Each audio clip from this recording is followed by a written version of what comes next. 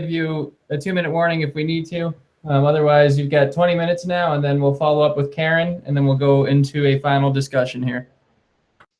Okay, well, thank you for giving me this opportunity to present some highly collaborative shared work. You see lots of names at the top here. They're all people who either contributed sensors, platforms, helped with the data analysis, and other things. I will show data from 3 locations in the Southern California bight of San Diego. One mooring we've been operating off Del Mar for 15 years. More recent moorings that we're operating for the city of San Diego, sanitation department of Point Loma and South Bay. And then you will see that we operated a wire walker mooring co-located with the Del Mar mooring for about 3 weeks in May of this year. And this is just a very bad old image of the spatial extent of the bloom in April, May that we all paid a lot of attention to. And I will try to give you a time series perspective of a sequence of events leading up to this bloom and during the bloom. And you will see there's some speculation, but it's fun to do those things, I have to say. This is the instrumentation we are using. On the left is a schematic of the Del Mar mooring, 100-meter water depth, lots of TS sensors throughout the water column. There are some chlorophyll sensors, and notably, we were operating an imaging flow cytobot just below the buoy. The bottom thing is a photo of the IFCB, and just for fun, some photos of the near surface sensors right below the buoy, which I will use a lot in this presentation. And on the right, a photo from Drew. This is the wire walker that we deployed for 3 weeks next to the Del Mar mooring. And the really amazing and groundbreaking thing here was that this had also a sonar, a sensor for nitrate profile measurements attached, you see here. And it had a CTD and optical sensors as well. This is just a teaser for the kind of data you get from the IFCB, which we have been operating on the Del Mar mooring for quite a long time now. This is a joint project with Andrew Barton and Heidi Sosek. The top shows just a selection of images from some random period in February of last year. And the bottom shows L poly images taken during the bloom in the spring of this year. This is just a typical image of the kind of time series we get and you can get when you operate a multidisciplinary mooring in an upwelling regime. This is from a similar mooring off Point Conception where we have more sensors. And what we often do is we identify upwelling and relaxation periods. The upwelling ones are in pink, the relaxation periods are in red. And they are identified by kind of clear shoaling of the isopycnals and decrease in pH and outgassing of CO2 and so on, and isotherm displacement. So in most cases, those are pretty clear where the isotherms, isopycnals are coming up. That's the upwelling. And when the system relaxes, kind of as the word kind of implies, they kind of go down again. Those are the sequences of upwelling relaxation phases. And you see them in many properties, and CO2 and nitrate going up and down, oxygen pH. And usually these are associated with plankton blooms. These are a chlorophyll fluorescence time series. And you get a bloom either during the upwelling event, like in this pink phase here. Sometimes the blooms develop only during the relaxation for various reasons that I'm not the expert on and I don't have time to go into here. So we did similar analyses of what happened off San Diego during the El Poly Bloom event in April, May of this year. And what I'll try to do now is take you kind of step by step through the different phases of what appear to have happened based on the data that we have collected here. So I chopped this into different chunks. And so what I'm highlighting here is the first upwelling event in kind of late March, early April. Again, pink is upwelling, and you see the nutrient kind of going up, which means the nutricline is coming up because it's a fixed depth sensor. So upwelling, isopycnus going up. This is the longshore flow. It's southward during upwelling, and then during relaxations, it usually reverses and becomes more poleward. And at the bottom here, you see chlorophyll. So there is some typical bloom. So this is a totally normal upwelling event, as we often see it in many years. There is not much happening with the near surface stratification. And in this particular instance, there is not a strong bloom developing during the relaxation phase, but there is some plankton. If you plot this on a logarithmic scale, it's clear that there is some activity, and the peer sensors from Melissa's found some plankton. So there is some chlorophyll in the water column. So this is more normal, typical event. And then something unusual happened during this kind of neutral phase, let's call it, and at the end of the relaxation and the phase until the next upwelling event. There was a huge period of rainfall. So, and this is the rainfall record from San Diego Airport and Tijuana. And I know we can get better records, but this is kind of quick and dirty work. And it shows a lot of water being dumped into the ocean during this 1 week. And these are the surf 1 meter and 5 meter records of temperature and salinity at the Del Mar mooring. And you see the salinity goes from its normal 33.5 to about 33, not only at the surface, which is the blue sensor, but you also see a signal at 5 meters depth. So it looks like it's not like a 1 meter shallow lens, but it goes deeper. And if you try to do the budget, you take how much water was dumped here, fresh water was dumped, and you distribute this over different mixed layer depths and see what salinity anomalies would you get. In order to get this drop from 33.5 to 33, this implies mixing to something like between 5 and 10 meters. So not a very shallow lens, deeper than our 5 meter sensor for sure. And you see that also in the buoyancy plot here during this event, there is a very small increase in buoyancy, but it's not noticeable. So obviously this fresh water was mixed kind of deepish, say 5 to 10 meter deep. And again, there is some activity in chlorophyll, but nothing unusual, nothing outstanding. And then things become really, really unusual and crazy in my view. So this is the beginning of the next upwelling event. And we know it's upwelling because we look at the isotherm displacement and the nutrients, nitricline is going up and so on. It's a very strong upwelling event starting on April 12th here. And what happens normally during upwelling event, the stratification weakens. Yeah, you bring cold water to the surface, you have less surface stratification. Here, the stratification actually started to increase, and partly initially due to this deep pool of fresh water. And this must be related, some other shallower pool of this rainwater coming through the region or by the mooring.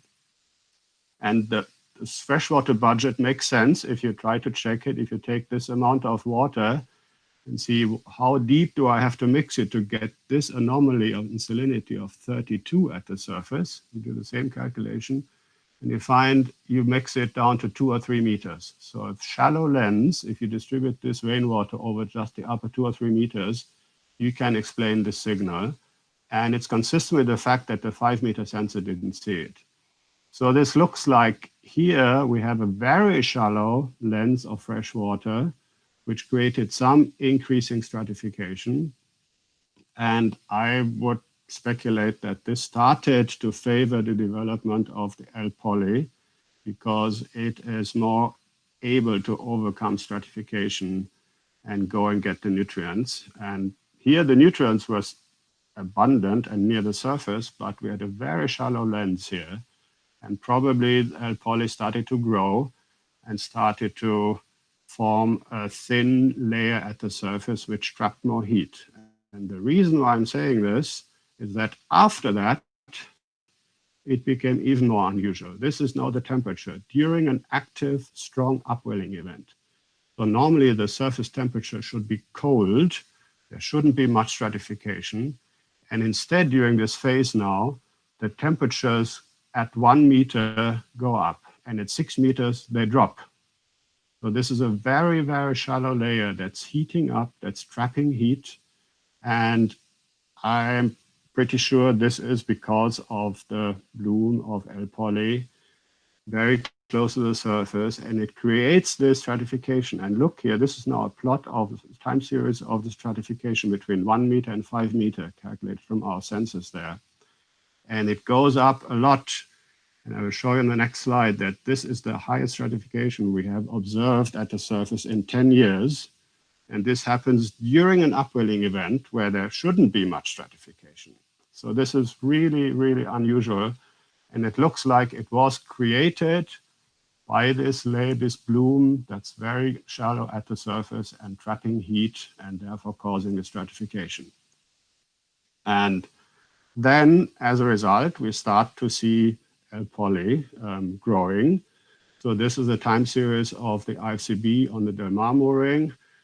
The first time this mooring sees high abundance is on April 19, and that coincides with this period of growing stratification. And visual reports also started to report kind of widespread abundance of the kind of red layer on the ocean around this date on April 19.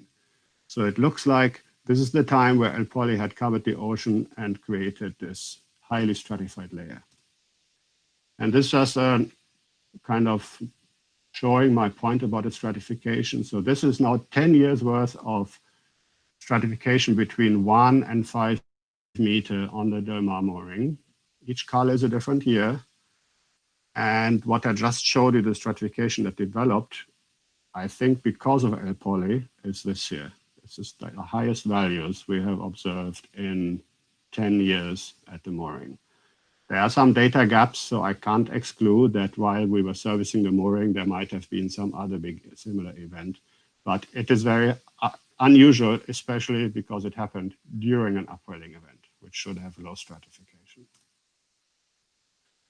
Also interesting, when the relaxation then happened, so after this upwelling event where L. poly was able to grow, that's where the nutricline goes down. So near the surface here, 26 meters, the nutrients kind of disappear again. If you're at 25 meters, the nutricline goes deeper and you don't have any more nutrients.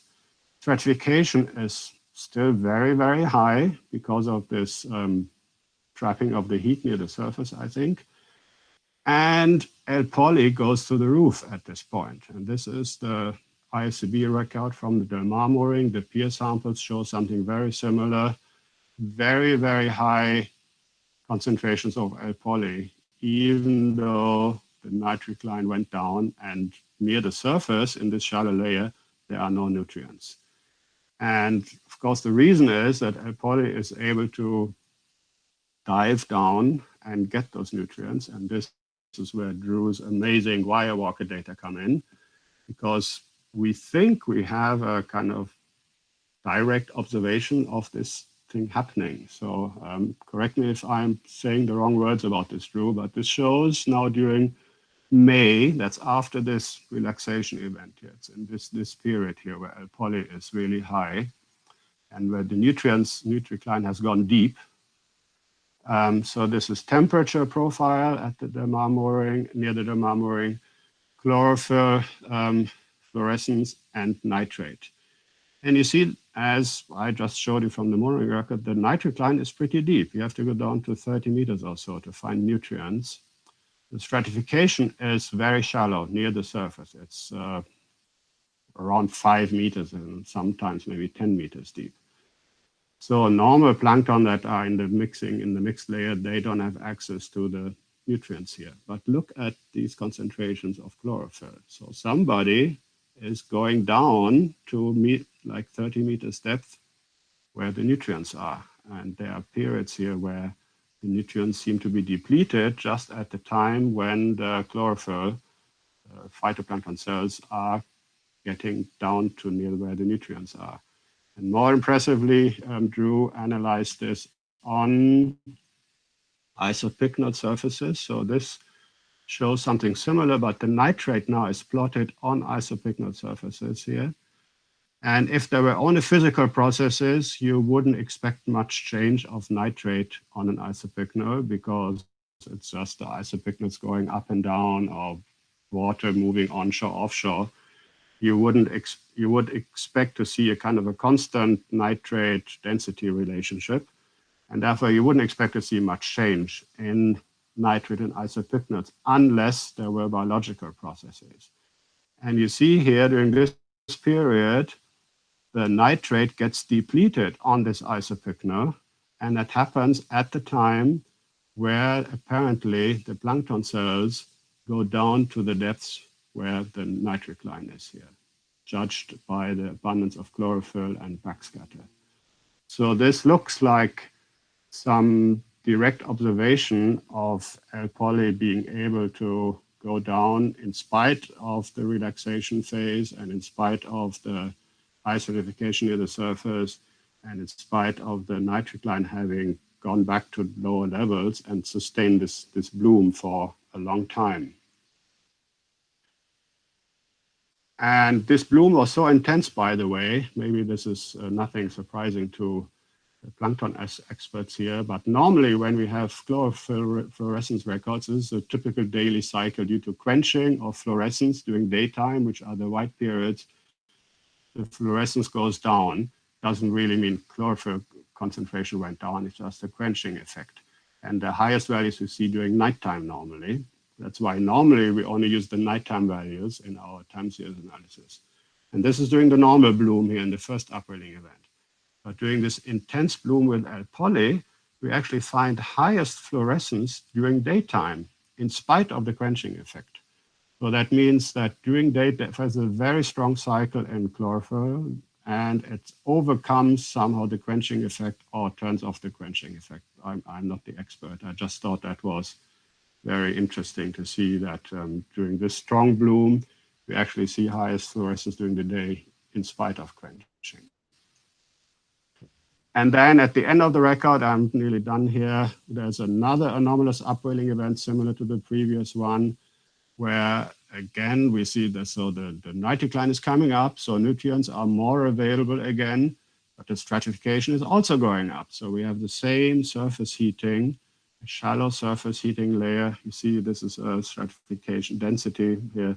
The mixed layer is only about 5 meters deep, approximately, very highly stratified. It gives a boost. This again is the L. poly time series from the IFCB. It allows it to get some more nutrients, and then when the nitric line goes down, the bloom persists, L. poly is still high, and probably does the same thing afterwards and can go down and get more nutrients. But it got another boost injection of nutrients, it seems. And these things together apparently led to this very, very long bloom of L. poly of over a month in the region, which looks like it was a combination of these factors. And so this is my summary. So it looks like we have some observational evidence that L. poly exploits for itself these initial stratified conditions, maybe from the rainfall event, and then amplifies that by trapping heat near the surface, which then builds more stratification and favors itself in the competition for the deeper nutrients, making it harder for the other plankton to get it. And this mechanism can lead to these very unusual high stratified conditions near the surface, even though it's upwelling where there should be less stratification normally.